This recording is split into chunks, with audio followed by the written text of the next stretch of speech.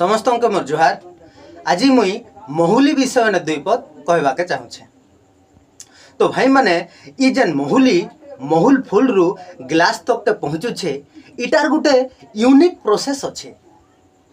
महुल फूल के सुखाई करी सेने आवश्यक परिमाण रो गुड़ साहज पतर पान के मिसई करी 3 रु 5 दिन रखसन, तापरे महुली प्रस्तुति करसन।